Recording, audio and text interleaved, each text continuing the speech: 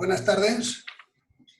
Y antes de presentar a Alessandro, me gustaría hacer un recordatorio a todas aquellas personas que han sido afectados por este confinamiento y a los que estamos afectados por las medidas sanitarias de diferente manera.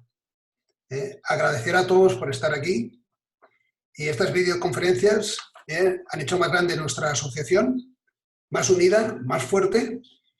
Y gracias a todos por asistir y gracias al conferenciante de hoy por venir a este foro. Alessandro Roboto es doctor, hizo su tesis sobre la muralla de Barcino y su tesis fue dirigida por la doctora Isabel Roda de Llança y fue premio extraordinario de cum laude, y la ciudad de Barcelona también le dio un premio.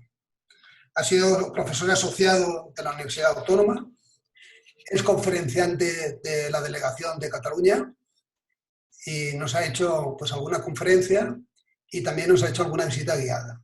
Hoy lo tenemos aquí y no voy a decir nada más. Alessandro. Muy bien, muchísimas gracias por haberme invitado, por estar aquí hoy, esta tarde. A ver, comparto ya. Bien, esta tarde dedicada a, como bien sabéis, a la muralla romana de Barquino. En particular el tema, aunque el título sea un poco críptico, Ingeniería inversa en la muralla de Barquino, cuantificar una inversión a largo plazo, y más comprensible es el subtítulo, que me ha sido sugerido porque no fuera demasiado directa el título. Por lo tanto, es dedicado a una especie de deconstrucción de ingeniería inversa. Es un término que se puede aplicar a cualquier ámbito y que últimamente está muy de moda en ámbito informático. La ingeniería inversa últimamente se habla mucho de cómo un programa informático se deconstruye, se desmonta para intentar averiguar algunas características básicas. Incluso se está hablando de arqueología del software, porque es un proceso que ahora mismo está en esta onda. Nosotros lo utilizaremos, en cambio, en ingeniería más clásica, es decir, intentar descomponer la muralla en sus elementos constituentes para cuantificar el esfuerzo que ha implicado esta obra y los efectos que ha tenido a posteriori en la ciudad romana de Barcelona y mucho más allá que en época romana.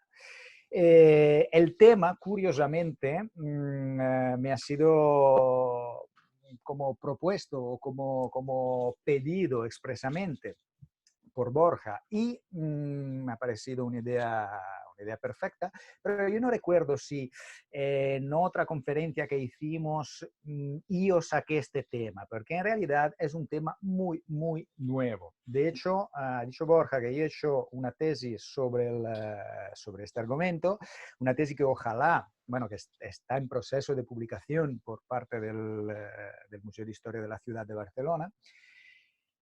Y sin embargo, en la tesis no estaba esta temática, o sea, este razonamiento que últimamente me está apasionando, digamos. Y son contenidos nuevos, aún inéditos, que confluirán en el libro. Pero yo no recuerdo si te lo comenté, Borja, o qué pasa. Pero digamos que ha venido como el cacho sui maccheroni, como se dice. ¿Sabes cuándo hablamos de esto?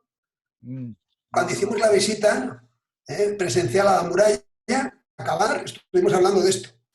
Vale. Yo creía que me habías leído en el pensamiento, en cambio me había chivado yo antes. Pues sí, efectivamente es un argumento que nunca se ha tratado a propósito de la muralla de Barcelona, que es uno de los monumentos de la capital catalana más estudiado, que más tradición de estudios tiene. Digamos que, de hecho, la primera vez que los anticuarios, los eruditos locales han dirigido su atención a la historia de la ciudad, a las raíces de la ciudad, se han han citado, el único material que tenían a disposición era la muralla, por su imponencia, por su consistencia, por su resistencia. Entonces, digamos que es el monumento que más tradición, al menos por lo que se refiere a la época romana, pero yo diría que en general tiene por la historia, por la arqueología de Barcelona. Sin embargo, este tema en particular, ahora ya voy al meollo, no se ha tratado nunca en este caso y se ha tratado solo puntualmente en el caso de otras obras romanas. Es una metodología que no tiene nada de excepcional, pero es una metodología meticulosa que recién, digamos, de época relativamente reciente. De hecho, supongo que si os gusta, luego la podréis utilizar en cualquier ámbito, en el ámbito de los castillos, que son más vuestro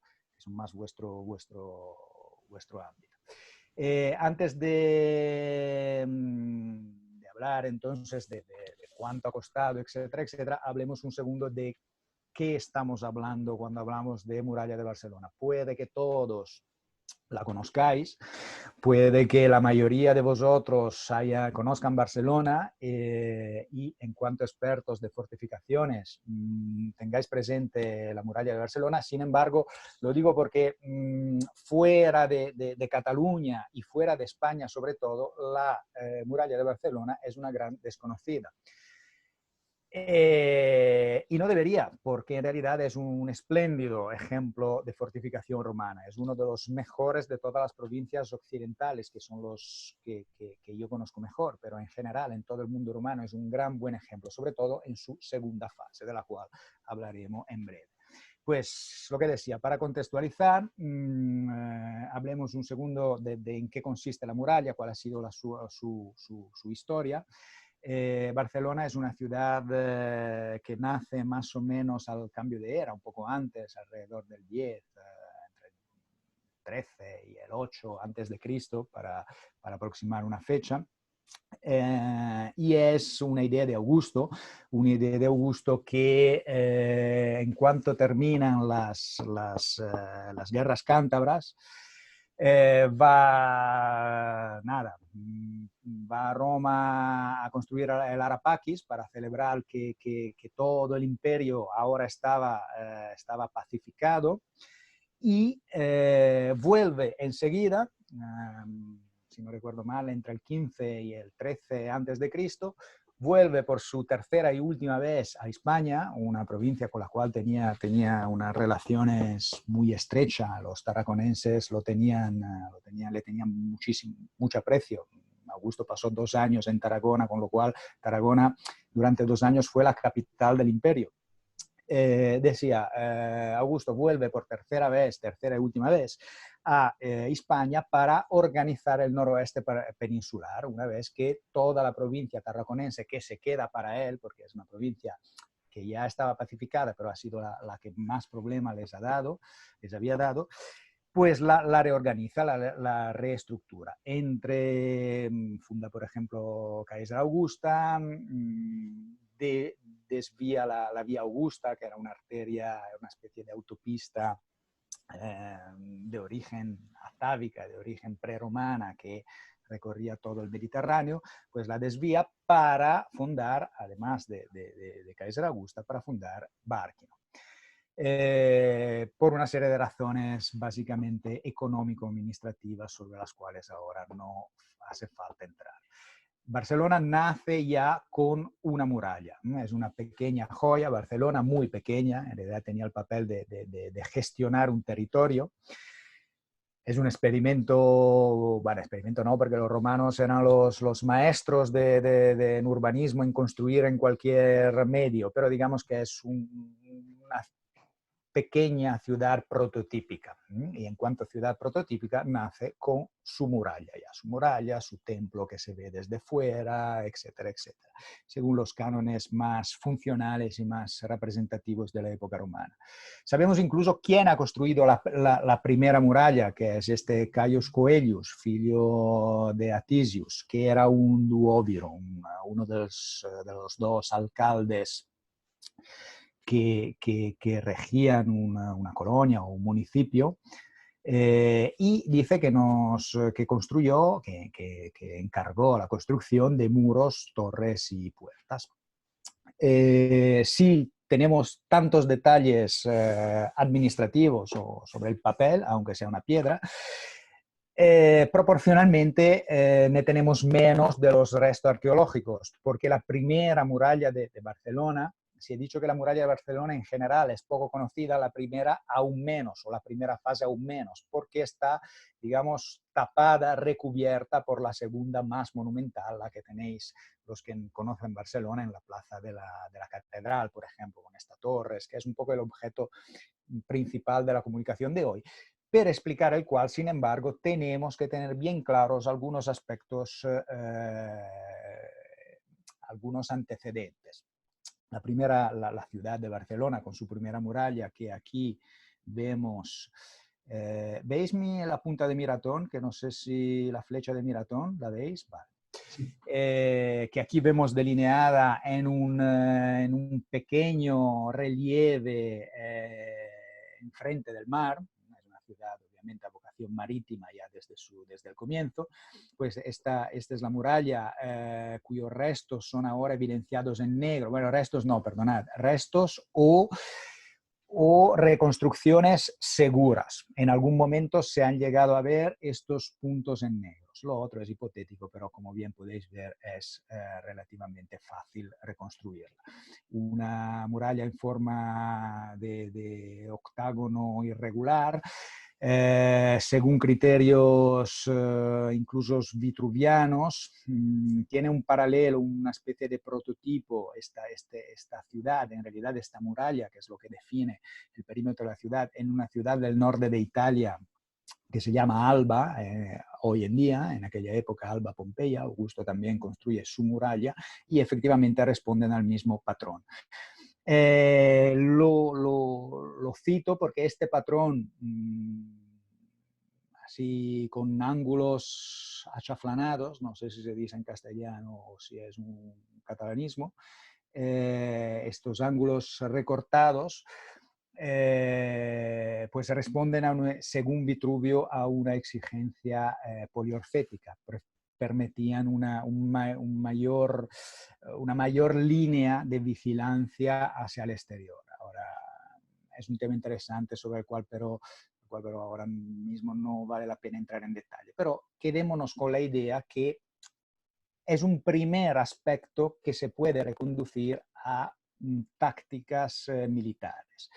Y es importante recordarlo porque, como veremos, esta no es la época en la cual se suelen poner en práctica o se deberían poner en prácticas directivas militares, porque ya estábamos en la paz romana. De hecho, el hecho de que sea sobre un ligero relieve, aquí es exagerado en realidad, sobre el ligero relieve, más adelante podrá tener también función de protección, de función estratégica, pero una de las funciones principales es la de ingenierística, es la de que en esta posición el agua, esta es una reconstrucción hidrográfica que representa los caminos según los cuales naturalmente correría el agua de la lluvia, por ejemplo, es el ordenador que calcula pendientes, etcétera, direcciones, y como vemos, es decir, no corresponden a riachuelos reales, pero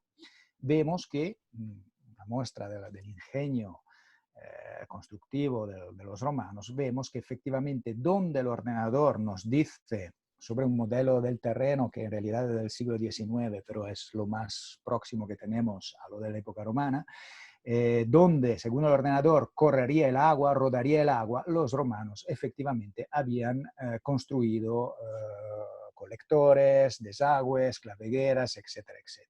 Este es un primer aspecto del cual tenemos que tener en cuenta cuando hablamos de la construcción de Barcelona y de su muralla, porque una claveguera, porque todos los desagües se han de proyectar junto a la muralla. Sería una tontería construirlo después y agujerear la muralla. Una tercera ¿alguien está diciendo algo o no?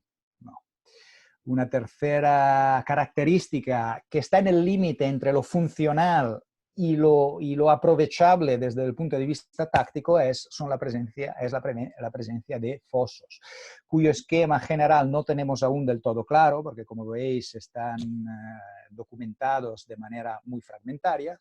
Aquí tenemos un espléndido ejemplo de estratigrafía, veis este foso con una canaleta dedicada a la limpieza recientemente descubiertos, con su relleno posterior, muy posterior, ya de unos 5 o 6 siglos posteriores, que nos da el perfil de un tipo de foso dentro del cual seguramente desaguaban directamente las clavegueras, porque hemos encontrado desagües que vierten directamente dentro de estos pozos. En otros casos, en cambio, es menos clara. Por ejemplo, este foso, que está, como veis, un poco más alejado, en realidad es un foso paralelo, un doble foso paralelo. Y esto sí que es de tradición castrense, eso sí que es de tradición militar. Los campamentos podían tener 2 o 3 fosos y normalmente estaban más alejados, que no estaban tan pegados como estos, que en cambio vienen perfecto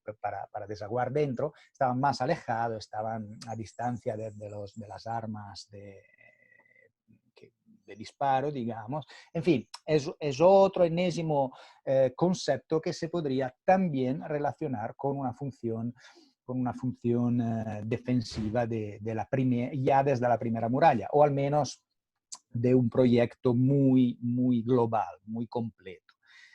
Estos son los restos, como veis, los restos efectivamente conservados y como veis son bastante pocos. Aquí lo vemos un poco más evidenciado, aquí podemos ir más rápidos. Es una muralla construida con una técnica que se llama opus victatum, constituida por pequeños bloques más o menos regulares. Pueden alcanzar una regularidad perfecta, pueden ser prácticamente casi hechos a molde. Sobre todo en la arquitectura civil o en ejemplos más puntuales. Aquí esta técnica es un poco más vasta, pero como veis, esta es una foto tomada en el subsuelo del Museo de Historia de la Ciudad. Como veis, está, gracias a un rejuntado abundante, de mortero abundante, pues veis que asume una característica de regularidad. Y aquí vemos, bueno, los cimientos sobre los cuales, si alguno tiene alguna pregunta después, estaré encantado de contestar, pero no nos interesan por nuestro objetivo de hoy. Sí que aquí podéis ver un fragmento de intervalum, de esta vía perimetral interna a la ciudad, que reseguía todo el perímetro de la muralla y tenía evidentemente función militar. Veis que aquí está pavimentado, veis, es muy compactado, es un pavimento típico de Barcelona, tanto dentro como fuera de la ciudad, y es muy robusto. Las puertas. Me parece que ayer hiciste una conferencia sobre acceso a fortificaciones medievales, a las cuales desgraciadamente no pude asistir, aunque me hubiera interesado, porque seguramente hubiera podido coger algún input más próximo a la cronología que también me interesa. Porque bueno, las puertas de Barcelona están, una vez más, están ponen en práctica a una escala muy pequeña, porque Barcelona es una ciudad muy pequeña, un modelo llamado Acavaedium, del nombre de este patio interior. Esta es una planta, veis aquí es una puerta de 3 accesos, de 3 pasos, 2 pasadizos laterales, que son estos. Esta es una planta arqueológica, pero imagino que se puede entender, y un paso para carruaje más grande. Pues este volumen central alrededor del cual se monta toda la puerta era de tradición, una vez más, militar. Su origen era para encerrar dentro, gracias a una cataracta, a una reja en el lado exterior de la ciudad y una puerta de madera en el lado interior, para cerrar dentro eventuales asaltantes. Es un modelo de puerta recurrente, al menos en 2 de los 4 casos de los cuales tenemos constancia. El tercero es ligera, es un poco posterior y ha perdido lo que le quedaba de funcional, es más monumental, es más llamativo. Aquí veis la reconstrucción de la plaza de la puerta, que es de noroeste, que se ve, es la que se ve en la plaza de la catedral. Esta foto seguro que la reconocéis todos los que habéis estado en Barcelona.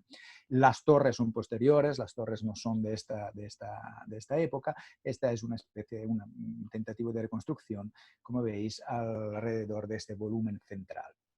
Las otras puertas, vamos rápido, son menos conocidas, aunque siempre triforadas, al menos decía 3 de las 4 que tenía la ciudad. Aquí tenéis otro fragmento visible para quien vaya a Barcelona, es a la extremidad opuesta, es la puerta del sureste. Es un pasillo lateral. Y, como decía, responde a modelos mucho más monumentales, pero muy estandarizados. Aquí vemos todos de época, bueno, más o menos todos, digamos, alrededor de la época augustal, un poco anterior el de Verona, un poco posterior el de Colonia, pero digamos que, como veis, es el mismo esquema. Y esta es la puerta, en cambio, más representativa, menos tácticas. Aunque en esta época hablar de tácticas poliorcéticas, de arquitectura poliorcética, es un poco estirado por los pelos. De hecho, frente a la evidente multiplicación de murallas en época augustal, aquí veis un mapa algo viejo porque es de los años 80, pero que sigue siendo válido, sobre las murallas de época augustal o grosso modo augustal en las provincias occidentales y bueno, el mundo romano en general, veis que son muchas, cuando en realidad no, justo a partir de ahora no hay peligro, no hace falta construir una muralla. Así que la historiografía ha interpretado durante las últimas décadas que se trata de murallas representativas, se trata de adoptar la idea de ciudad, que era una parte fundamental de la idea de civilización de Augusto, de la idea filosófica casi alrededor de la cual ha construido el imperio. Pues ser romano quería decir vivir en una ciudad con todos los criterios romanos típicos, uno de los cuales era la muralla. Sin embargo, es un tema que me interesaría profundizar, pero por razones de tiempo no será posible. Sin embargo, yo os he ido evidenciando algunos puntos que están en el límite, que pueden interpretarse como monumentalidad o como racionalización de recursos, como desde el punto de vista ingenierístico, desde el punto de vista civil, pero también pueden más adelante aprovecharse desde el punto de vista poliorcético de verdad.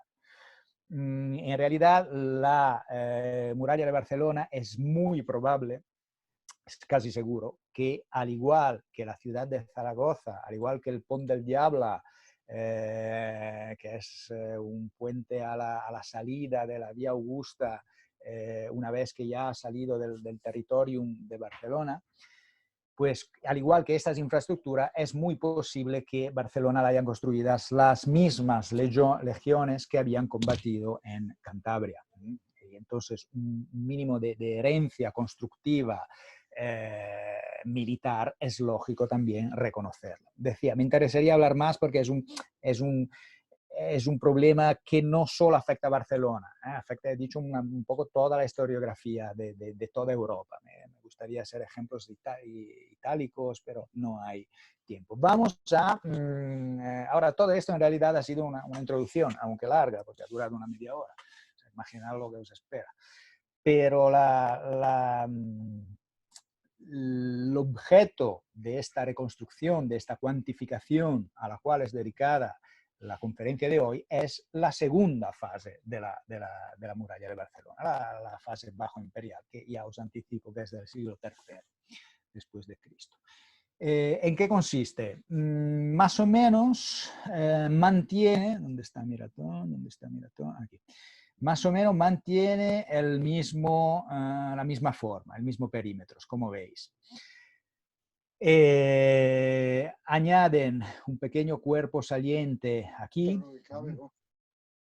¿Cómo? ¿Alguien ha dicho algo? Nada, se ha abierto un micro sin querer. Ya está. Vale, vale, vale. Perdón. Pues decía, añaden un pequeño cuerpo probablemente para proteger, entre otras cosas, unos hórrea, unos almacenes vinculados con la actividad portuaria. Era una cosa que en época de crisis, como veremos, cuando justificaremos esta construcción, es una época de crisis y obviamente el principal motor, la principal arteria de contacto con el resto del mundo de Barcelona era el puerto, con lo que habría que de ello dependía su supervivencia, con lo cual había que protegerlo. Pero, grosso modo, el trazado queda el mismo. A primera vista, porque en realidad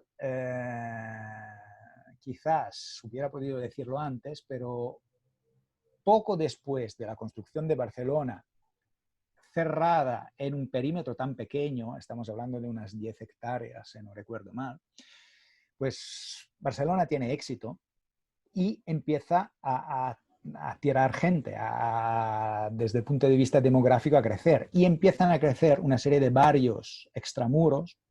Aquí los vemos parcialmente con estas manchas grisáceas, aún poco conocidos y, sin embargo, muy reales. Y es siempre más claro que se trata de barrios consistentes. Y no estoy hablando de barrios suburbanos en el sentido periférico. Eran villae, eran domus ricas, con mosaicos, con paredes pintadas. Barcelona siempre ha sido una ciudad rica. Pues todo esto se amortiza, todo esto se hace desaparecer y se vuelve a recuperar este perímetro primigenio. La diferencia más evidente es el añadido de esta serie impresionante de torres. No hemos hablado de la falta, de la aparente, de la hipotética falta de torres de la primera muralla, además de las puertas, que seguramente tenías, en 3 casos sobre 4. En esta época, de todas formas, las puertas eran más espaciadas, muchísimo más espaciadas. En esta época, en el Bajo Imperio, las torres son muy densas, se pegan una a otra. Sin embargo, en España más aún, pues este es un caso aún más llamativo. Son muchas, son casi 80 torres para un perímetro muy pequeño de unos 1.300 o quizás 1.400 con añadido de este cuerpo, metros lineales. Cada entre 7 y 15 metros hay una torre. Mucho mejor conocida, por eso decía, si alguien ha estado en Barcelona, pues la muralla que tiene presente es esta, es la que aquí veis en planta. Esta es la plaza de la catedral. Esto es el carrer Sostenent Navarro, también una parte visible muy bien, pero en general casi todo este trazado lo podéis reseguir. De este lado un poco menos, pero más que la mitad la podéis seguir muy bien si vais a Barcelona. Desde el punto de vista técnico, y aquí empezamos a hablar de las variables, de los datos que tendremos que considerar cuando tendremos que cuantificar este esfuerzo. O sea, en qué consistió exactamente la construcción. De entrada, en la restauración de la primera muralla, de la primera fase. La primera muralla pasó a través de una serie de altibajos, fue valorizada, fue valorizada en época Flavia.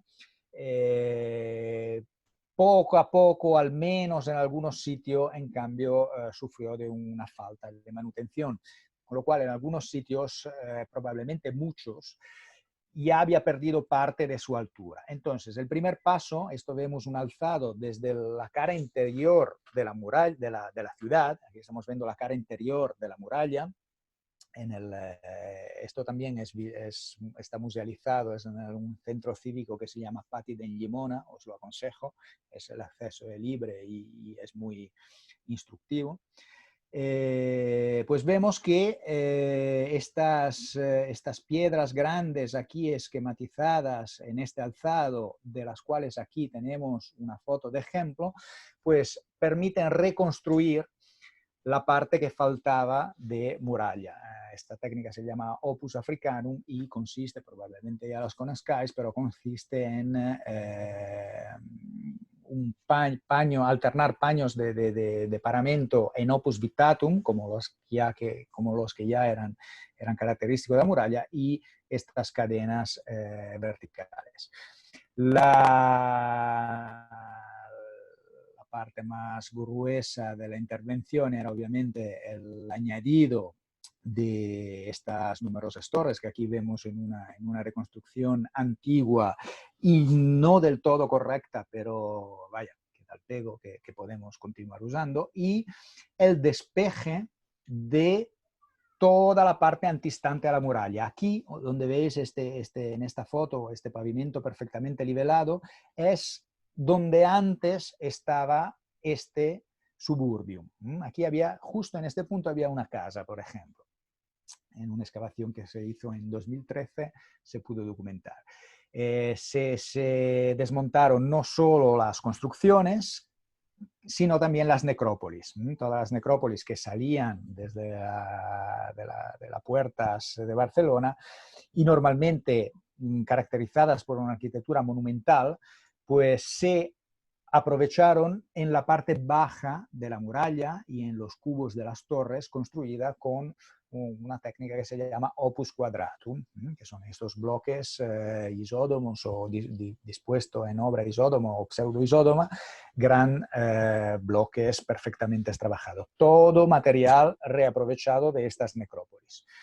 Y la parte de arriba, esta es una teoría mía, pero es muy verosímil, y ya veremos por qué un poco más adelante, y la parte de arriba probablemente construida en opus vitatum, otra vez con estos bloques más pequeños, procede de la amortización, del reaprovechamiento de la arquitectura civil, en cambio, de estas casas que estaban justo aquí.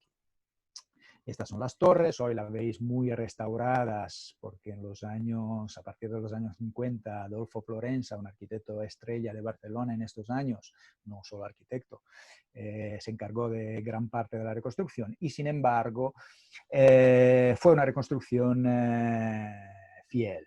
Aquí vemos en cambio una torre que él no pudo tocar, estaba tapada por construcciones contemporáneas y vemos que más o menos el esquema es esto.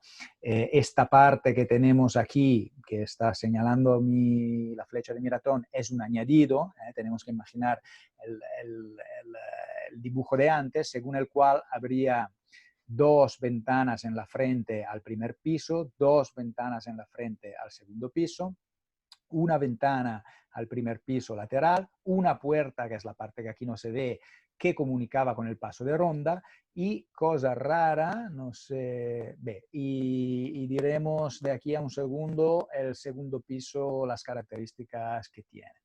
Nuevas características que difieren de la reconstrucción que os he presentado antes y que os he dicho que efectivamente se puede actualizar. Almenas sobre el paso de ronda.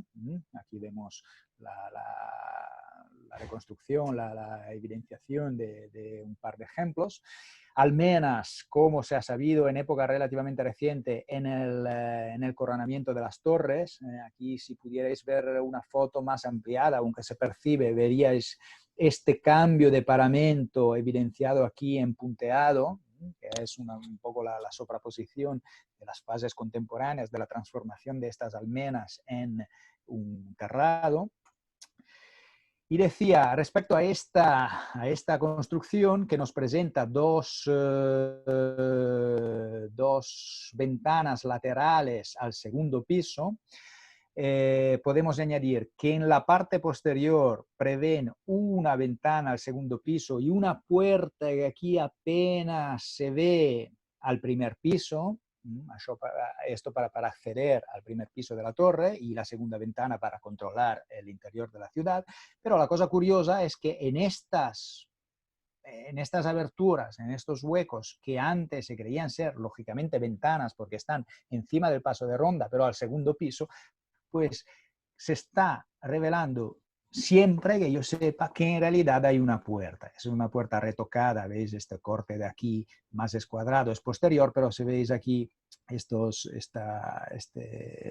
semicírculo, esta sí que es parte de la puerta romana y es una puerta colocada aquí al segundo piso que da al vacío. Posiblemente se trata de un acceso independiente al piso superior de la torre. Aquí veis el pavimento del paso de ronda, pavimentado en opus igninum, en una especie de hormigón hidráulico, muy típico de la época romana, con una pendiente para el desagüe, un escalón que permitía el acceso al interior de la torre. Se entraría de esta puerta, estamos al interior de una torre de la primera planta de una torre romana.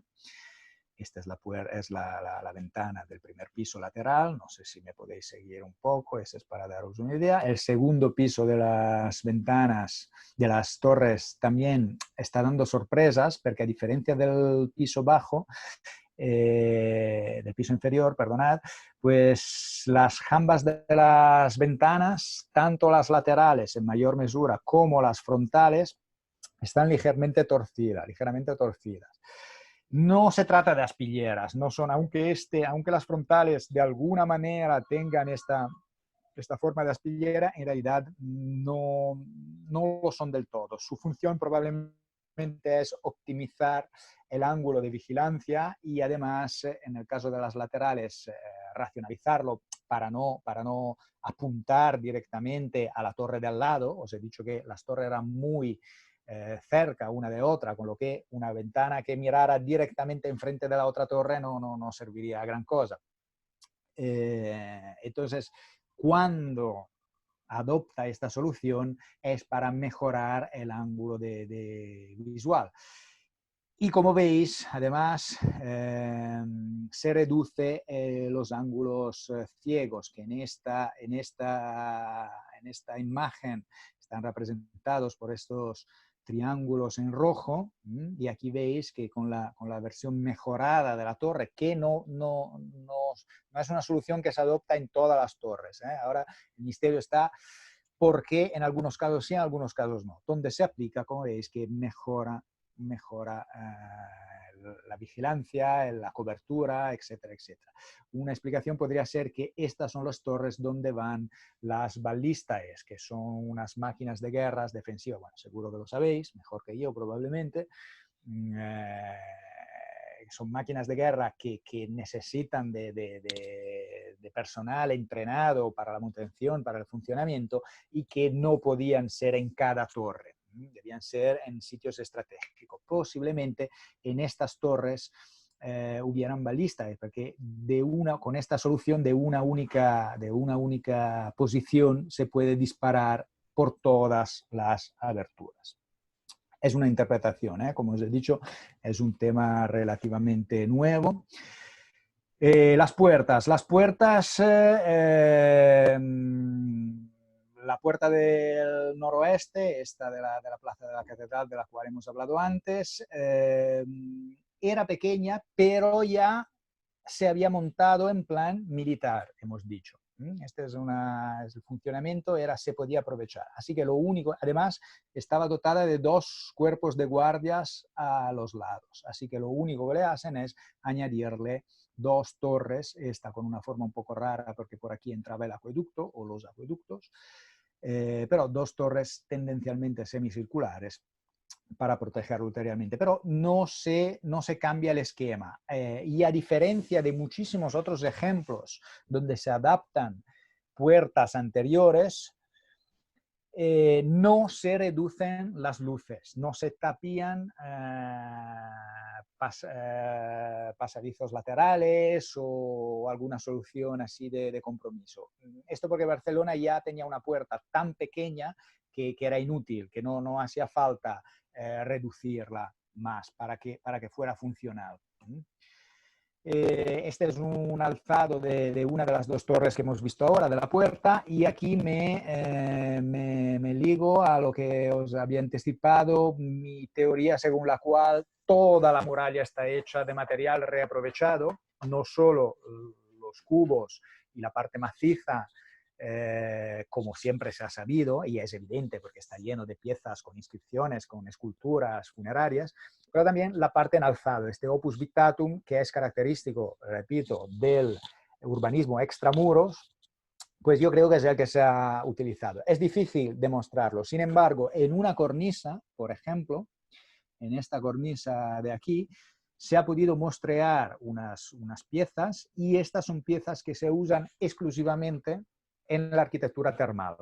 Son piezas de termas. Barcelona tenía muchas termas. Entonces se han reaprovechado en estas cornisas. Es un indicio más para entender que en realidad toda la muralla, y es importante para el objeto de la conferencia, no os creáis que, porque se trata de todas formas de reaprovechamiento de material y de alguna manera de jugar con los costos. Bueno, lo único, esta torre tiene 3 pisos, mientras que las otras tienen 2. Probablemente las torres de las puertas tenían un piso más, según un modelo también relativamente usual. La puerta del sureste sí que se cambia, es decir, se amortiza, lo que decía antes, se tapa un pasadizo lateral.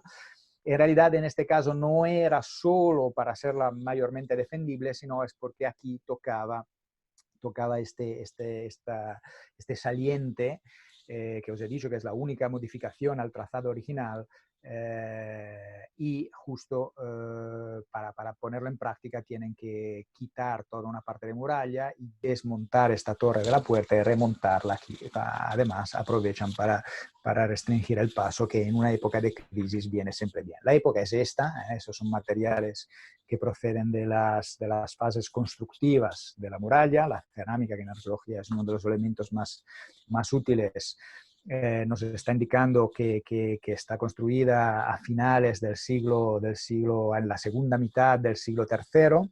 Una moneda de Claudio II el Gótico nos permite afinar un poco más, y el terminus antequem, es decir, vale, a partir del último tercio del siglo III, pero ¿y hasta cuándo podrían haberla construida? Pues por la falta de un tipo de cerámica sabemos que se terminó de construir antes del comienzo del siglo IV.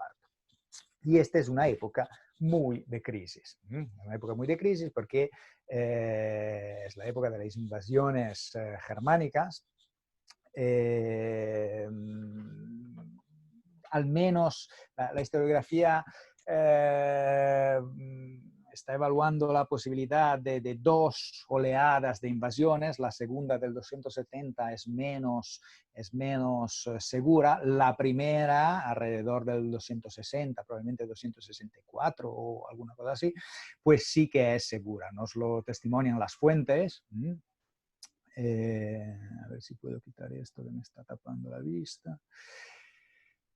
Nos lo testimonian las fuentes, relativamente cerca a esta época, ¿de acuerdo? Unas pocas décadas después, con lo que son verosímiles, son fehacientes.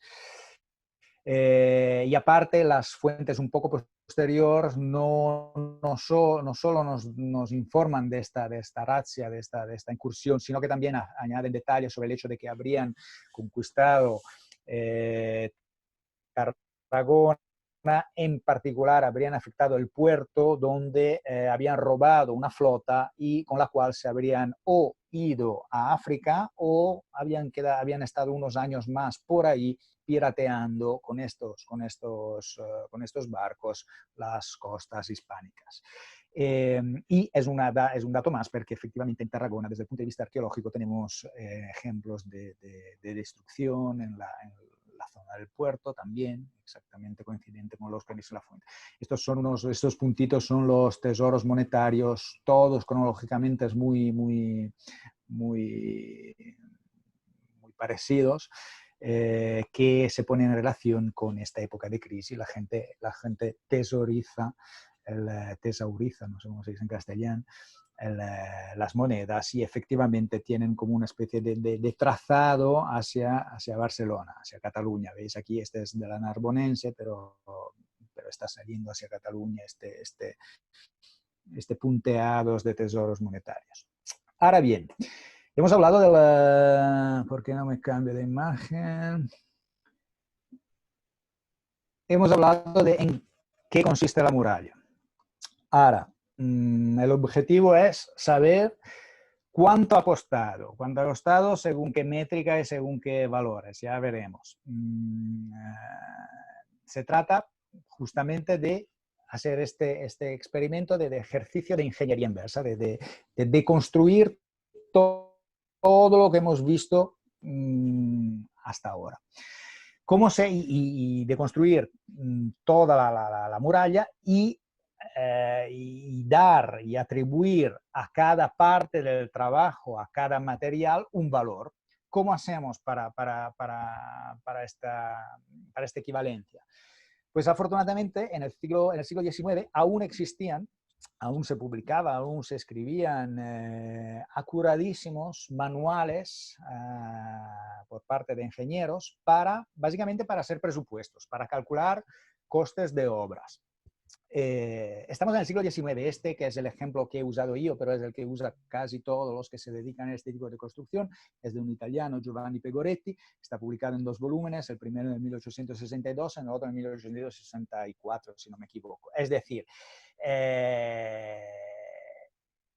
son suficientemente antiguos para que la revolución industrial, digamos, no les haya afectado. Claro que hablan de la ferrovía, claro que hablan del transporte por tren, pero en gran parte las tecnologías, las técnicas que nos están cuantificando son las mismas que usaban los romanos.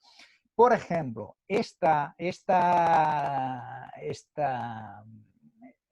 grúa, este relieve, es un relieve de una tumba de empresarios, de promotores inmobiliarios, podríamos decirlo, de constructores romanos, que se hicieron una tumba una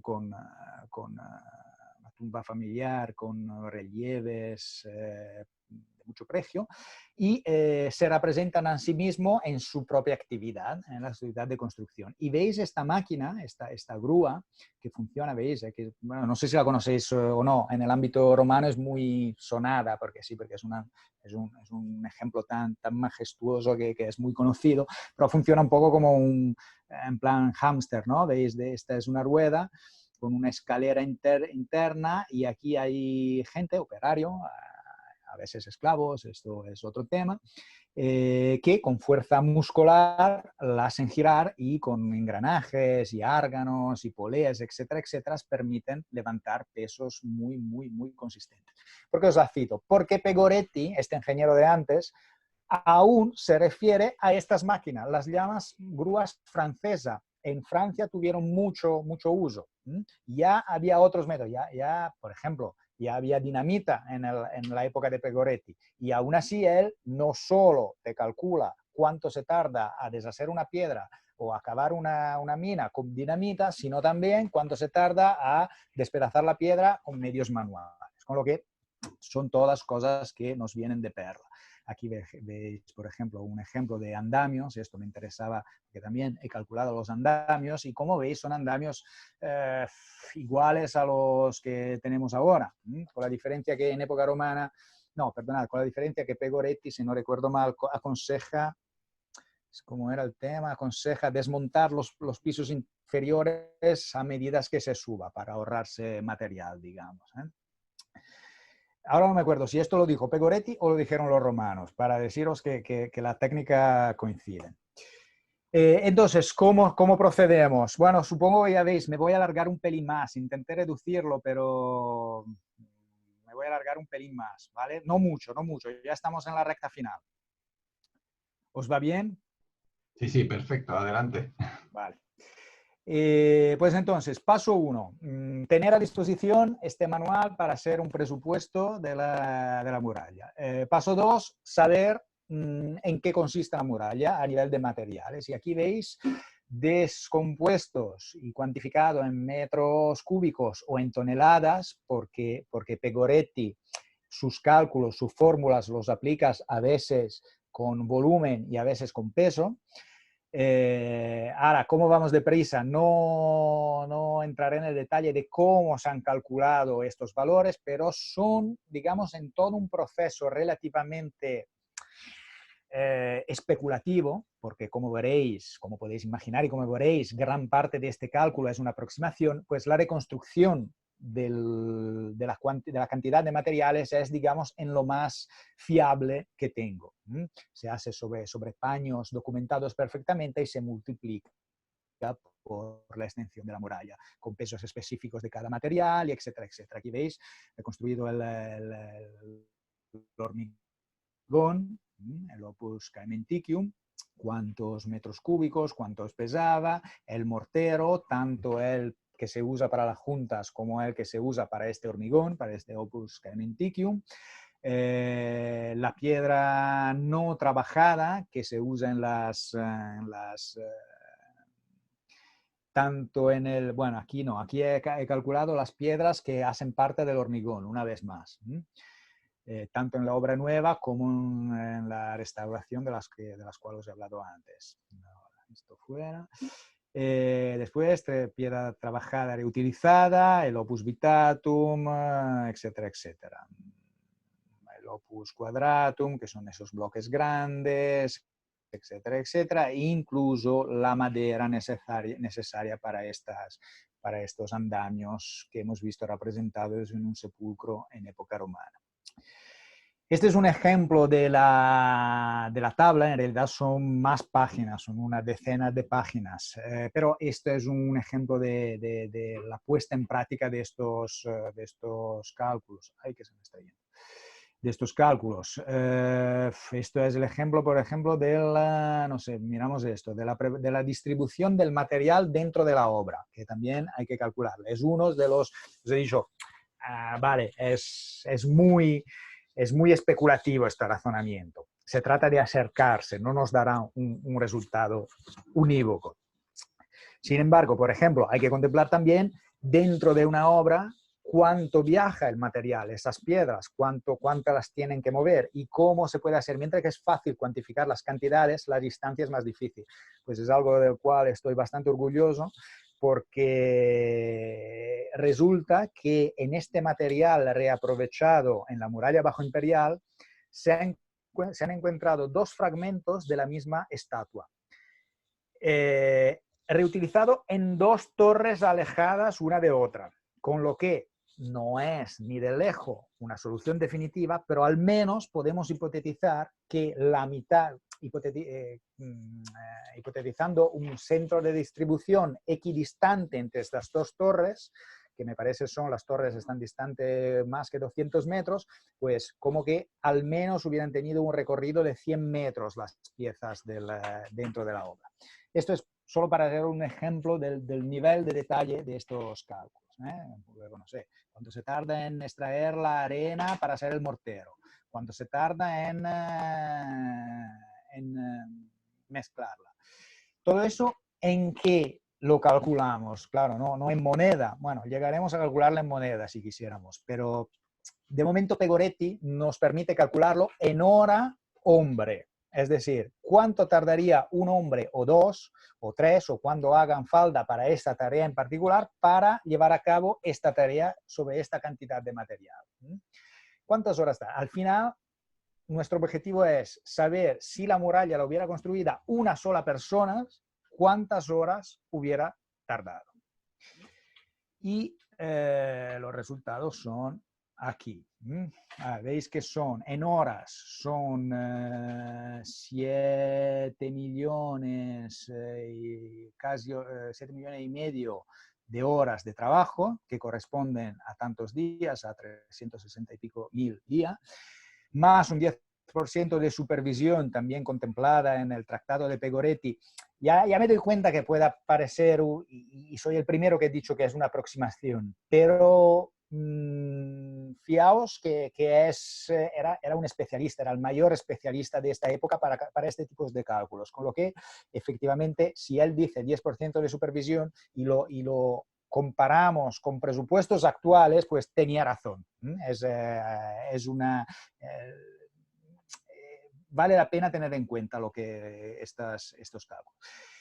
Si vamos a hacer un precio al metro cubo, perdonad, aquí hay un error, he puesto coste de 63 horas al metro cuadrado, pero en realidad es al metro cúbico, cubo o cúbico, no sé cómo se dice en castellano, de los cuales el 2% correspondería del coste, correspondería a la liberación, al desmantelamiento de los varios extramuros, a la nivelación del terreno, a la preparación del mortero, que se lleva una gran parte del presupuesto, y esto es sabido, es una cosa ya que se ha constatado en otro, etcétera, etcétera, etcétera. Aquí podéis ver los andamios, obviamente se trata de montar madera, aunque durante un recorrido largo con las torres, etcétera, pero son un porcentaje ínfimo, etcétera, etcétera, etcétera. Otro gran porcentaje es la reconstrucción de la muralla.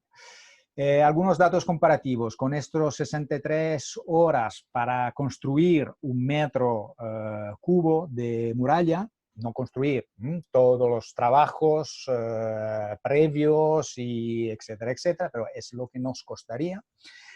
Vemos que es muy superior a una muralla de un campamento militar, pero muy simple, porque en realidad era solo hormigón. Era un muro de hormigón y punto.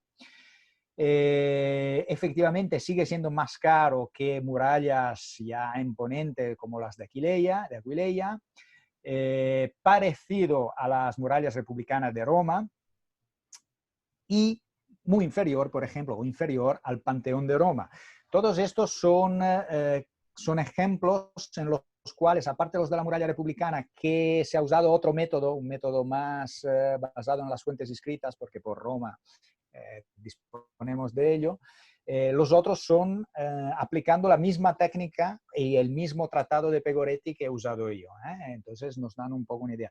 Decía, es más económica que construir el Panteón de Roma. El Panteón de Roma sabemos que es una obra ingenierística impresionante, y obviamente necesitaba es mucho más elaborada, es mucho más desde el punto de vista arquitectónico delicado y complicado, etcétera, etcétera.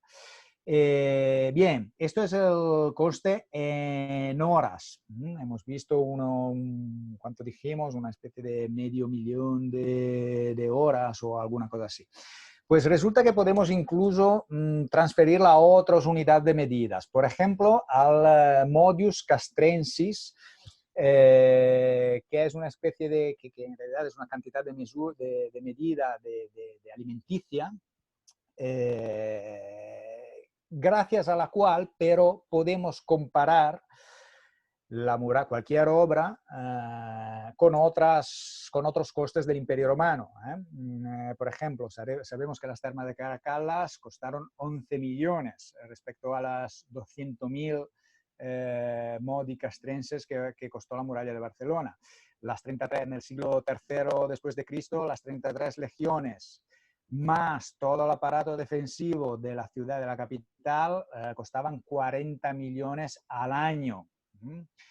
El subsidio alimenticio para 175.000 personas que se distribuyen en Roma eran 7 millones al año. Es decir, la muralla de Barcelona en realidad no costaba tanto desde el punto de vista absoluto. Otra cosa es que era para unas ciudades pequeñas como Barcelona. Y aquí estamos haciendo ejemplos de una gestión de todo un imperio o de la capital del imperio. Sí. Esto nos lleva a hablar de una pregunta que aún no se ha solucionado, pero que es instintiva en todos los que estudian la muralla de Barcelona. ¿Quién ha ordenado construir la muralla de Barcelona? ¿Es parte de un proyecto de fortificación lanzado probablemente de Adriano, porque en la misma época se está fortificando Roma?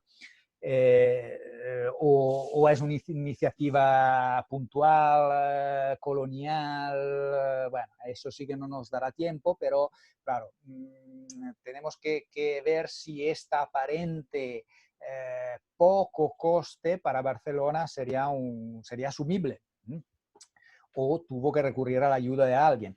Pues para hacer esto se hacen cálculos sobre la demografía de Barcelona, que es que yo calculo entre Barcelona dentro de la muralla, entre los suburbia de los que os he hablado, que se han destruido con la construcción de la segunda muralla, unas 2.500, si no recuerdo mal, personas, de las cuales, según ejemplos de Roma, un 5 o 6% serían los profesionales dedicados a la construcción, que se hubieran podido encargar de la construcción de la muralla. Y aquí tenía una chuleta, porque estoy no de acuerdo, entonces tendríamos algo como 137 personas que en un momento normal se hubieran podido dedicar a la construcción. En una época de crisis se supone que todas las pequeñas empresas, todos los gremios que existían, que eran pequeñas empresas de construcción, se hubieran podido dedicar a esto. Pero no solo esto, 137, sino que además una ley municipal, por ejemplo, decía que en caso de urgencia, en caso de infraestructuras públicas, se podía recurrir al reclutamiento forzado de más población. Y Barcelona tenía un territorio de unos 500 hectáreas, kilómetros cuadrados, si no recuerdo mal, con lo que serían más personas. Es decir, que yo creo que entre 150 y 200 personas a la vez habrían podido trabajar en esta infraestructura. Ahí sí que estamos. Si os he dicho que poco a poco aumentaríamos el grado de incertidumbre, de especulación, aquí ya estamos, pero bueno, para llevar a las últimas consecuencias. ¿Cuántos días trabajabas al año? Pues normalmente podrían trabajar unos 288 días al año, festividades exclusas. Podemos imaginar que en una época de crisis hubieran podido subir hasta los 320 días. Todo eso yo os lo dejo caer ahí. En realidad también hay cálculos detrás de esas estimaciones. Pues eso, en realidad podríamos construirla en 10 años o en 5. Si trabajaran 200 personas, si no recuerdo mal, ahora no recuerdo cuál es, en 320 días al año, se tardarían 5 años, un poco más que 5 años en construirla. Cosa que está perfectamente en línea con otros ejemplos mucho más prestigiosos que conocemos. Por ejemplo, las mismas murallas de Roma, si no recuerdo mal, las fuentes nos dicen que Aureliano la construyó, y la construyeron no las legiones, sino los gremios de constructores, igual que hemos hipotizado en Barcelona, y esto lo sabemos por las fuentes, pues las construyeron en 5 años. Claro, la muralla de Barcelona son 1,5 kilómetros y la de Roma son 19 kilómetros, pero claro, la población de Roma es una, la posibilidad. Entonces, como vemos, está bastante en línea. Más adelante, la muralla de Teodosio en Constantinopla, que es un pedazo de muralla, doble muralla, muralla marítima, etcétera, etcétera, aparentemente las fuentes nos dicen que se construyó solo en 2 años. Esto ya no sé si es porque era Constantinopla o si las fuentes no son precisas, no sé, no me he dedicado al tema. Pero vaya, que antes de hacer estos cálculos yo personalmente no tenía ni idea de cuánto hubieran podido tardar en construir la muralla, y ahora no os digo que lo sé, pero bueno, que es un primer paso. Y esto, ahora sí que lo dejo, diría, bueno, quería haberme extendido más, pero esta inversión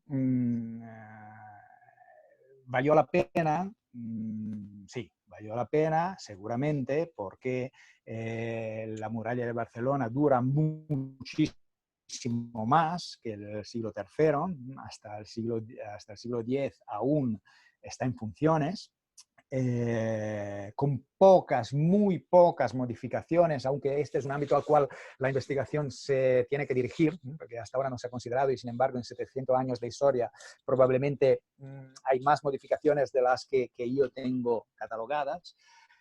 Pero como veis, no solo fueron usados mucho más allá que el siglo III estas murallas, sino que además fueron la razón por la cual Barcelona poco a poco fue adquiriendo importancia respecto a Tarragona, por ejemplo, que había sido la capital de la provincia y la ciudad de Augusto, había sido la ciudad casi adoptiva de Augusto.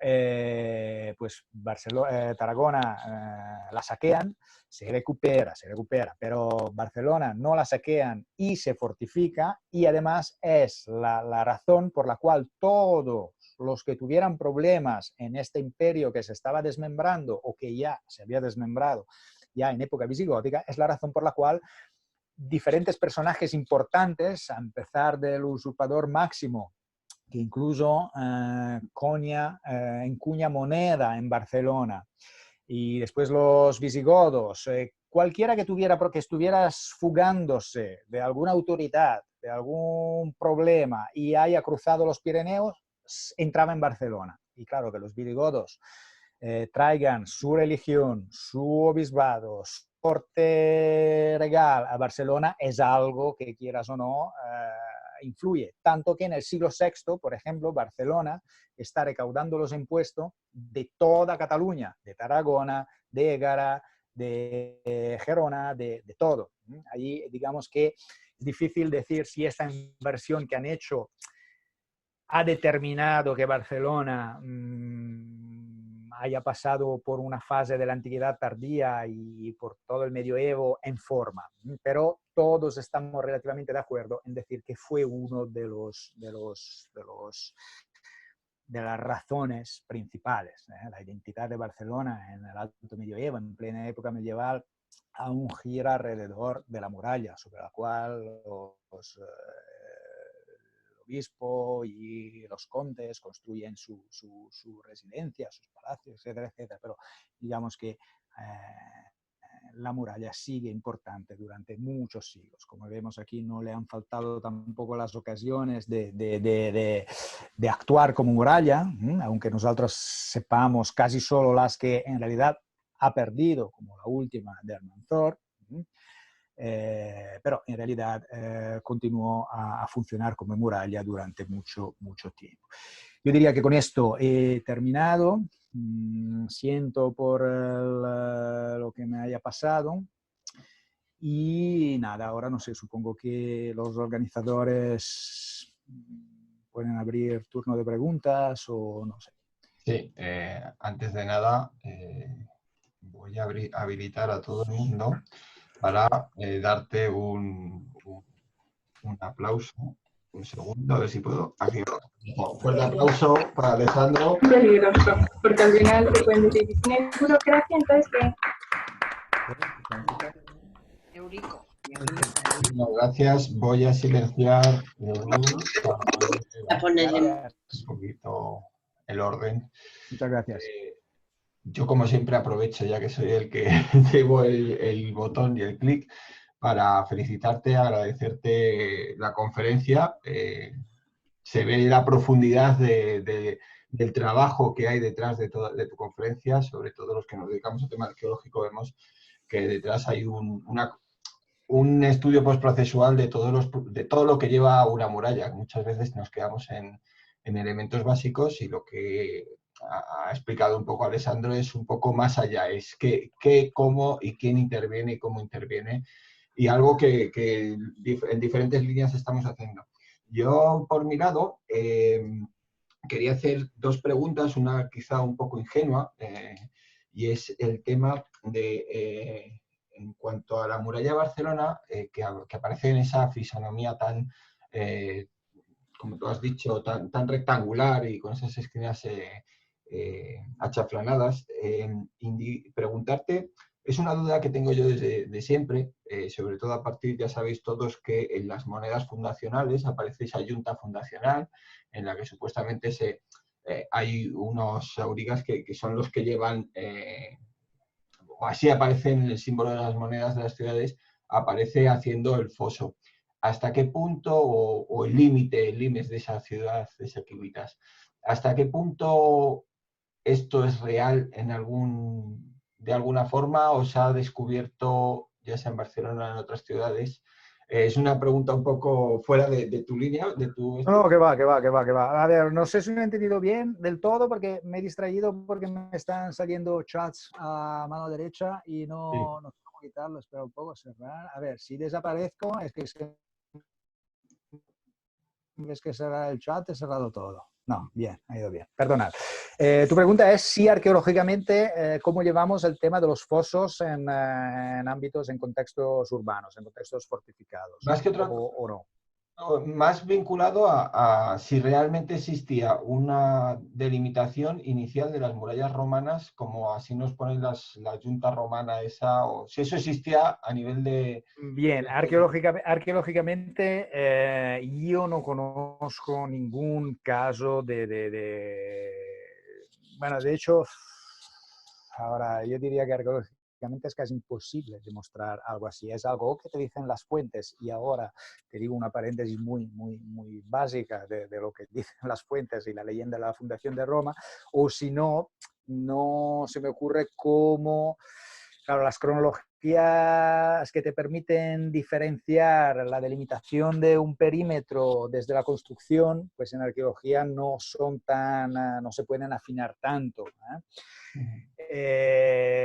Al menos en casos, al menos en la mayoría de los casos. Además, el tema de los fosos es una de las evidencias arqueológicas más problemáticas porque son estructuras negativas, son recortes que ya se notan poco, se notan solo de entrada a partir de la profesionalización de la arqueología, no siendo cosas monumentales, mientras que una muralla tiene sus problemas, pero te queda ahí.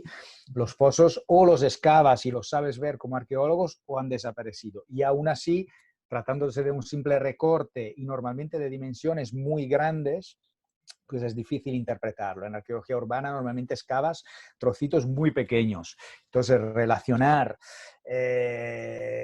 estas teselas de lo que no dejan de ser a simple vista unos recortes es difícil. En Barcelona probablemente no conocemos todo lo que se habría podido conocer y solo últimamente estamos aprendiendo a detectarlo, porque una vez que sabes cómo está hecho uno, una vez que sabes dónde buscarlo, una vez que, pues ya vas hilando un poco más, pero en general son difíciles.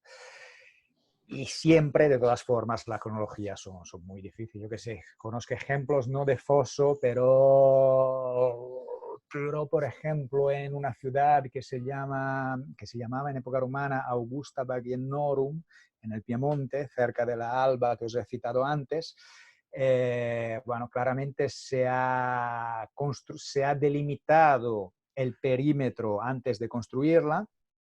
Lo sabemos porque al final no se ha llegado a construir, solo se han construido las torres sin la muralla, aunque sí tengamos trazas de las zanjas, digamos, a lo largo de las cuales hubiera debido correr la muralla, pero son casos excepcionales y son casos que tampoco se pueden matizar. Ahora, todo esto viene, yo no conozco las monedas de las que me has hablado, pero esto bueno, es reconducible claramente a la leyenda de la fundación de Roma. En general, esto sí que desde el punto de vista cultural es sabido por las fuentes y insisto, y entra en la leyenda de Rómulo y Remo, el hecho de que antes se delimita el pomerium con un foso.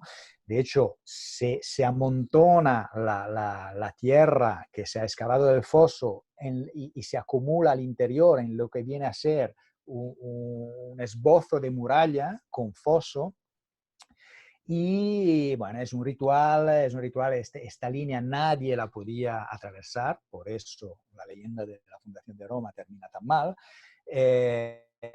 a menos que no fuera en las puertas. Las puertas son un punto sensible no solo porque son el punto de paso, entonces más propagandístico, más arquitectónicamente elaborado, más etcétera, etcétera, sino también desde el punto de vista religioso, cultural, no, bueno, tiene un valor porque son la única parte a través de la cual se puede cruzar y de hecho es la única parte en la cual el arado se levanta para que este surco del pomerium no permita, tenga al menos un fragmento de intervalo para poder entrar.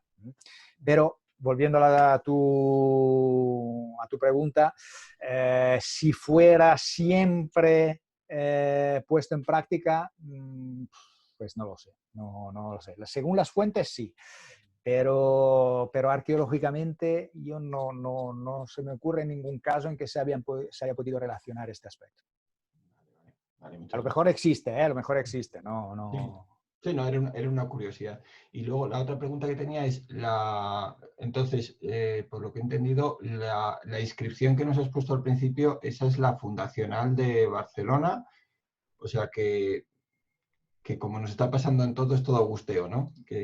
O sea, Sí, Augustea. Esto es una cronología relativamente, bueno, es segura, mientras que la otra, la del tercero, ha sido la problemática, porque hasta hace poco ahí teníamos un baile de dataciones, si ha sido tercero, si ha sido quinto, si ha sido cuarto, etcétera, etcétera. En la primera no ha habido dudas. Es verdad que el material arqueológico es menor, porque claro, es una ciudad fundada ex novo, es decir, que no estás trabajando en un terreno ya lleno de evidencias que te permiten establecer un términos postquem y a falta de estas evidencias un términos ante quem, como hemos visto en el caso de la muralla bajo imperial. Ahí es tierra virgen, con lo que no dejan caer nada, o sea, con lo que le caiga de los bolsillos, pero que no es suficiente. Sin embargo, sí que, por ejemplo, pecios que se han documentado con productos que salían de Barcelona, fabricados en Barcelona, miliarios de la desviación de la Vía Augusta, evidencias epigráficas, etcétera, etcétera. En principio sí, es Augusta. Y te digo, nos dice Cassadion que en el 15 de Augusto, desde Narbona, decide fundar una serie de ciudades en la Tarraconense. Y vaya, entre lo que te he dicho, los miliarios, las primeras exportaciones e importaciones, porque claro, otro caso es los fosos, uno de esos fosos que hemos visto antes, claro, eran desagües, es decir, que ahí iban los residuos. Buscar ahí ya sería un primer indicio. En realidad, ahí no encontramos material del 10 antes de Cristo, lo encontramos ligerísimamente después, al cambio de era o al 5 antes de Cristo o algo así. Pero bueno, esto es compatible con el hecho de que una ciudad tampoco la construyes en un día y que los pozos, bueno, en arqueología siempre se trabaja por estadística, así que al comienzo la cerámica no es tan significativa, pero tenemos otros ejemplos para, sí, es Augusta. Hubo una teoría según la cual esta inscripción que os he enseñado antes se relacionaba con una hipotética Barcelona en la colina del Montjuïc, que es una pequeña colina ahí al lado, que habría sido de época cesariana, pero no, se ha descubierto que esta inscripción en realidad no viene de Montjuïc, se ha de relacionar, como ya se había hipotetizado, simplemente se ha terminado de confirmar, se ha de relacionar con esta primera muralla. Y eso... Pues muchísimas gracias, Alessandro. De nada, a ti. Tengo otras preguntas, pero no quiero monopolizar esto, entonces ya he activado para que podáis de forma ordenada, si queréis, activar vuestros micrófonos y preguntar a Alessandro. Estoy yo muy equivocado. Una historia que recuerdo del colegio, de que Barcelona la fundó Amílcar Barca o algo así, que de ahí viene el nombre. ¿Eso es falso? Bueno, no, es falso. Es falso en el sentido... Esta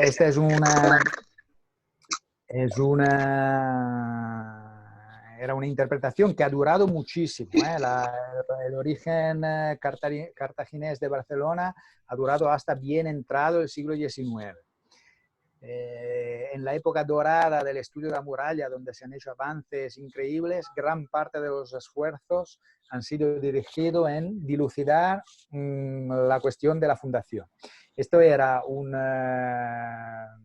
el origen era, sí, por un tema, una supuesta etimología de Barcelona con los bárcidas, No recuerdo qué otros elementos se iban añadiendo, pero son teorías más bien de carácter anticuarios que los primeros historiadores, los primeros eruditos proponían, pero que arqueológicamente no han nunca encontrado confirmación. Es decir, la cerámica de la que he hablado antes, de la que ha hablado Miquel, etcétera, etcétera, que es un poco nuestra fuerza en arqueología, no hay nada de cartaginés, de fenopúnico, Pues de eso orientalizante. nos enseñaban en el colegio. Sí, no, bueno, en general tardan bastante las interpretaciones en difundirse, es por eso que no. Pero no, son... no Ya, sé ya, qué época sería, pero últimamente no, ya está totalmente descartado, sin sombra de duda. ya, pues habrá que, bueno, gracias. Vale. Creo que Manel quería preguntar. Sí, yo quería preguntar qué hay de visigodo en las murallas y si queda algo claro, y qué hay de al medieval, si queda algo sobre las murallas. Bien, pregunta difícil, porque tal como he dicho al terminar en la recta final, ahora es un aspecto que podríamos enfocar, pero que hasta ahora no hemos tenido muy en cuenta, ¿eh? Normalmente los problemas han sido establecer las dos fases de las que os he hablado, abandonar la teoría cartaginesa, me refiero a estos movimientos interpretativos de largo alcance, de largo recorrido.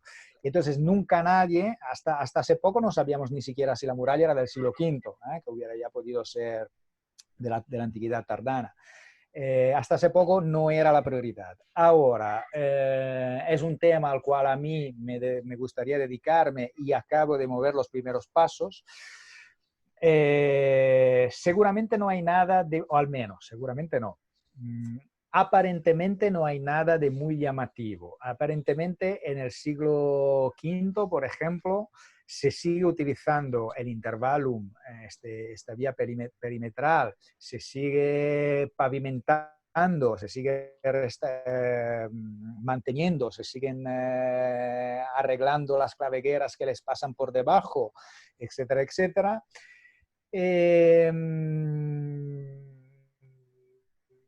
Se construye un parapeto en el siglo, pero esto ya nos vamos al siglo VI, se construye, se ha podido documentar, no es solo en una ocasión puntual, se construye un parapeto interior en el paso de ronda, o sea, un parapeto que en vez que proteger desde el exterior, digamos, era como si estuviera protegiendo desde el interior.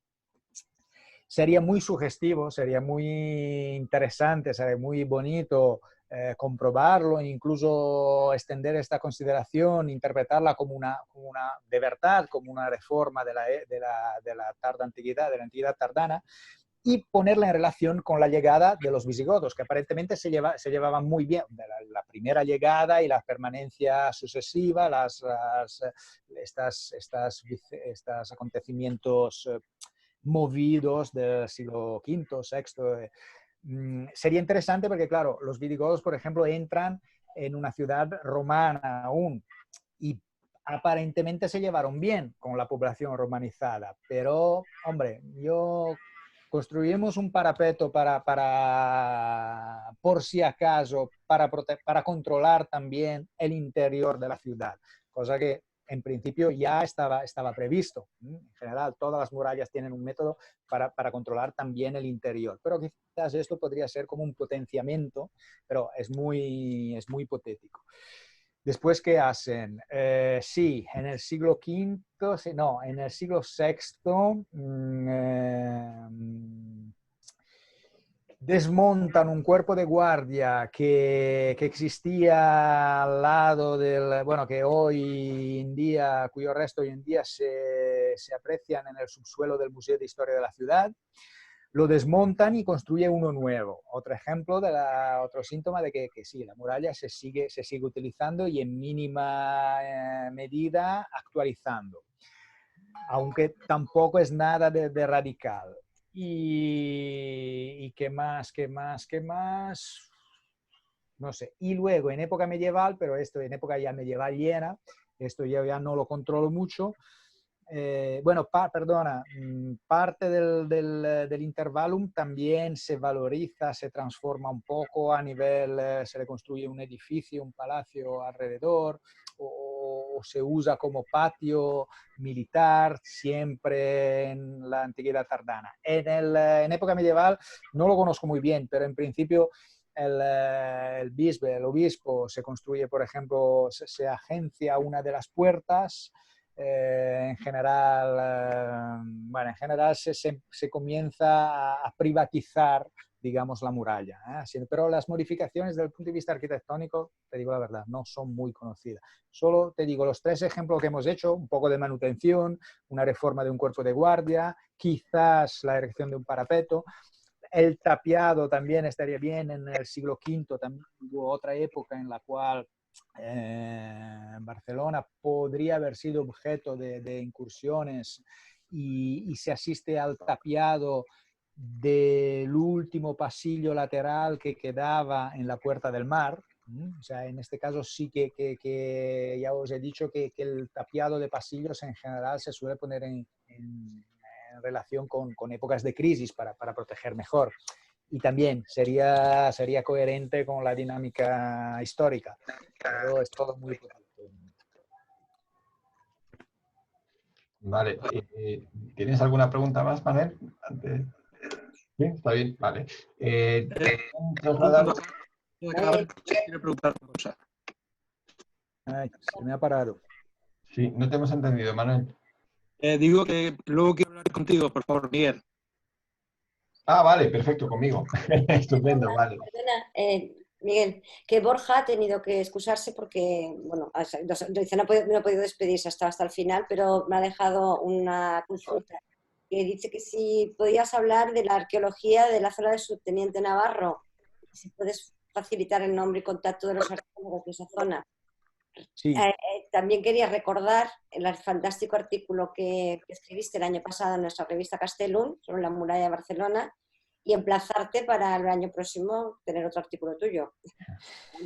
Volvemos al Subteniente Navarro. Sí, Subteniente Navarro, en la calle Subteniente Navarro, que desde siempre ha sido una de las partes más visibles de la muralla. De hecho, esta reconstrucción de los años 40 que os he enseñado, este dibujo tan bonito, es de esta zona, es decir, siempre ha sido una de las zonas más monumentales.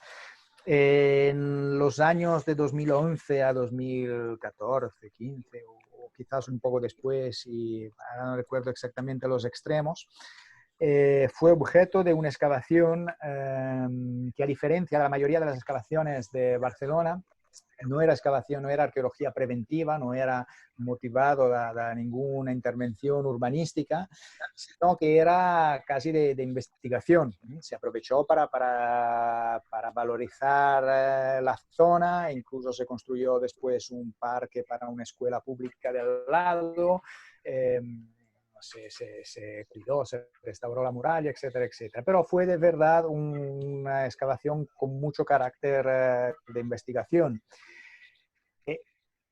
Se enmarcó en un proyecto, en un plan arqueológico municipal de Barcelona que se llamaba Pla Bárquino y cuya artífice era Carme Miró, una arqueóloga funcionaria del Servicio de Arqueología de Barcelona. Y que este Pla Bárquino permitió muchas intervenciones, profundizar el conocimiento de la Barcelona romana en muchos aspectos. Esto fue de ellos.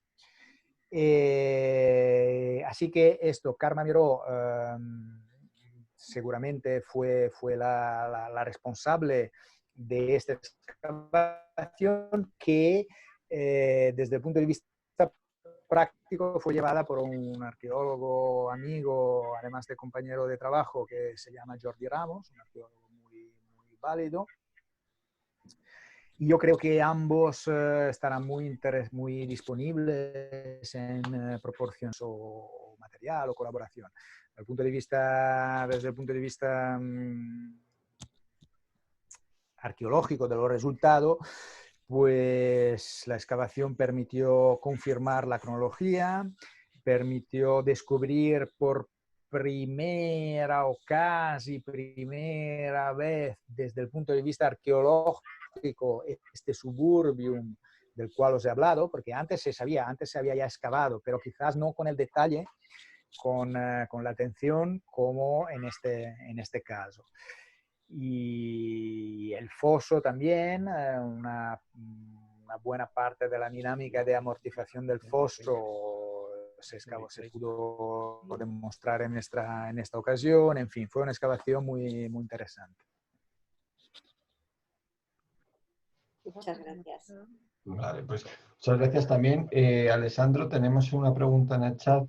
Ignacio Javier, bueno, que es un arquitecto que todos conocemos por aquí, que están trabajando ahora sobre otras ciudades romanas, en concreto sobre Bilbilis, que nos hace una pregunta que le interesa sobre todo en cuanto a cada cuánto están dispuestas las torres y qué dimensiones tenían en planta. Y yo añado que me imagino que es a la hora de planificar también, si hay una planificación exacta de esa distribución pormenorizada de las torres en las dos épocas de la muralla o no. Bueno, yo eso es lo que añado, y lo que preguntaba Ignacio era que cuánto están dispuestas las torres y qué dimensiones tenían. Perdón. Vale.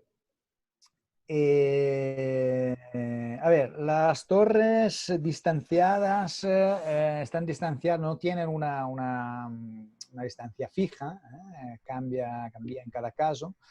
Y son yo creo que el mínimo son 7 y el máximo 15, pero ambos, sobre todo el extremo más grandes, diría que es muy puntual, que si hiciésemos una curva de distribución, estos serían picos, sobre todo el de 15, que me suena, pero digamos que yo a ojo haría una media de unos 10 metros, 10, 12, algo así, con un mínimo de... Y las dimensiones son aproximadamente entre 5 y 6 metros de fachada frontal y más o menos, la verdad es que a memoria no me lo sé, pero grosso modo son una planta casi cuadrada si consideramos el cubo. No, tienen un poco más de profundidad, ponle 8 de profundidad y 6 pero esto debería consultarlo, claro, es una pregunta sobre la cual efectivamente me hubiera podido preparar, pero esto es relativamente fácil de consultar, y si acaso después os daré los valores correctos. Incluso aquí tengo una chuleta aquí al lado, pero antes de que busque. Y lo que me interesaría en cambio destacar, porque quizás no es tan matemático, pero mirad, quedaos con esto, serán como 6 por 8, digamos. Y de alto, unos 18 las torres de la cortina, digamos, y las de la puerta, que tenían un piso más, unas 20 y pico, 23 o algo así. No, lo que me interesaría destacar es que las plantas de las torres, no sé si lo habéis fijado antes, son a veces rectangulares, a planta rectangular, a veces más que semicirculares, casi circulares, y a veces semicirculares. Esto es un fenómeno tampoco raro en el mundo romano, que haya más. Incluso hay un caso al menos documentado poligonal, y puede que hubieran más poligonales. No es ninguna rareza, efectivamente. Sin embargo, si consultamos tratados poliorcéticos y las fuentes antiguas, nos dicen que como es lógico, que las torres a planta cuadrada son más fáciles de construir, obviamente, es como construir una casa, digamos, pero menos resistentes que una una torre con planta redondeada que aguanta mucho mejor las embestidas porque funciona con el mismo principio de un arco, es decir, de una bóveda, digamos, que aguanta, distribuye mejor el peso y en el caso de un ataque distribuye mejor el impacto. Pues entonces, no es del todo acaso la distribución de la planta de las torres. Por ejemplo, las angulares son circulares o poligonales para permitir controlar un arco mucho más amplio alrededor de la torre, para permitir vigilar, para permitir disparar con un arco mucho más amplio. Y esto, bueno, no cabe duda. La disposición de las torres circulares sembra casi solo en las puertas. Solo en otro caso, en una torre que ha desaparecido, probablemente habría otra torre semicircular a lo largo de la cortina. Mi interpretación es que a lo largo de la cortina habían los fosos y entonces ahí sí que podían recibir una embestida directa, un impacto directo. Y ahí entonces no podían recibir un impacto directo. Entonces tenemos prisa, la construimos cuadradas, que son más fáciles, no necesitan ingenieros militares y aunque sean menos resistentes, tenemos menos probabilidad que nos pille un ariete por ahí.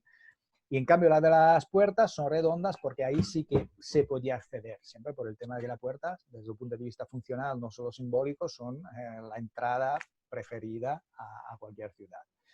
Entonces, también una cuestión que se está empezando a discutir es sobre si estas torres muy apretujadas, para razones defensivas, para poder disparar con un arco, que en realidad un arco dispara preciso a 60 metros. Si queremos acertar seguramente más que 60 metros ya, al menos por lo que he leído. Quizás entre vosotros haya expertos que podrían afinarlo, pero sé que se han hecho experimentos que hasta 80 se puede dar, hasta 120 se puede llegar, pero en general unos 60 metros, con lo que unas torres más cercanas permitían una defensa mejor. Pues muchas gracias. Bueno, veo que ha contestado, no hace falta exactitud. Gracias. Le prego. Contacto conmigo, si no salen muchos artículos, etc. Perdón, es que se ha atropellado un poco la respuesta. Sí, he visto, me ha avisado. Nada, que decía que sí, que es una información que si quiere puede aún así, si quisiera profundizar, puede, incluso en mi tesis que se puede bajar, si acaso, hay tablas mucho más detalladas. Vale, estupendo. Pues bueno, no sé si alguien querría preguntar algo más. Si no es así, pues nada, trasladarte a nivel de la asociación de toda la península, que estamos todos aquí desde diferentes puntos, transmitirte y agradecerte el esfuerzo que has hecho en acercarnos Barcino a todos y bueno, el desarrollo que ha tenido tu conferencia ha sido muy interesante y bueno, esperemos poder contar que te puedan raptar desde que nuestra delegación de Cataluña y que nos hagas otras conferencias así interesantes sobre esta Barcino y sobre otras ciudades romanas. Pues muchísimas gracias por la oportunidad de esta conferencia. Me lo he pasado muy bien, he disfrutado mucho y bueno, es un tema que efectivamente, bueno, que ya veis que me apasiona, sobre el cual vuelvo a menudo. Como mi mujer, cuando se estaba decidiendo qué título dar, se llegó a proponer vuelve el de la muralla, porque últimamente solo hablo de muralla, pero bueno, que gracias por haberme dado la posibilidad de hablar una vez más de un tema que me interesa mucho. Pues muchísimas gracias, las gracias te las tenemos que dar nosotros a ti y bueno, sin más nos vemos el próximo miércoles, que tendremos de nuevo una vuelta a las conferencias y ya a finales de mañana colgaré ambas conferencias, la de ayer y la de hoy, en el canal de YouTube. Y bueno, para el lunes ya os enviaremos las nuevas conferencias que tenemos ya programadas. Ya en la última semana que hacemos 2, y a partir de junio pasamos a los miércoles. Pero bueno, como os digo, espero que paséis un feliz fin de semana, bueno, viernes y fin de semana, y que la próxima semana yo creo que ya estemos todos en fase 1. Y estemos todos, por lo menos en fase 1. Otros ya están hasta en fase 2, algunos que a lo mejor están en alguna isla por ahí perdidos. Pues nada, mucho ánimo para todos. Muchas gracias, Alessandro, y muchas gracias a todos por vuestra asistencia. Nos despedimos y hasta la próxima. Vale. Hasta luego. Adiós a todos.